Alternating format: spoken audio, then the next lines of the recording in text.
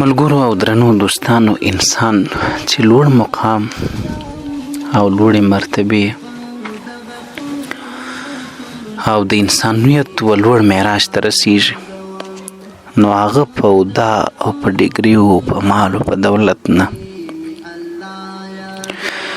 بلکې هغه چې رسیږي نو په خپلو ښو صفاتو باندې،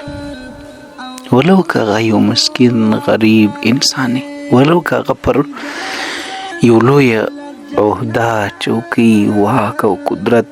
د شاهي او د وزارت پر کرسي باندې نه ناست، خو بیا هم هغه انسان ډېر لوړ مقام لري.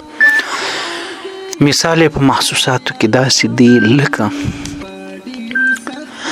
د یو ځای پر لوړه مناره باندې چې تاسو یو عادي مرغه کښېنوئ، نو آیا د دې نه باز او عقاب جوړ سو؟ هېڅکله نه. باز د خپلو صفاتو په وجه باز دی، عقاب د خپلو صفاتو په وجه باندې عقاب دی. دغه شانتي د دنیا په هر مخلوق کې تاسو وګورئ،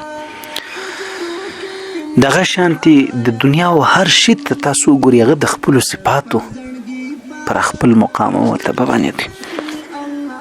نه له دې د وجې چې هغه یو شی لوړ کښېږدي، چې هر څونه لوړه کې حتی تر سپوږمۍ پورې یو شی وخېژي، هغه د خپل د دې لوړ ځای په وجه باندې هغه د خپلو صفاتو نه نسي بدلېدی.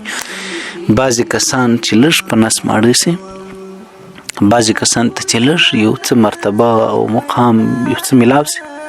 نو په ځان باندې شک سي چې د ما نه خو به څه نه وي جوړ سوي.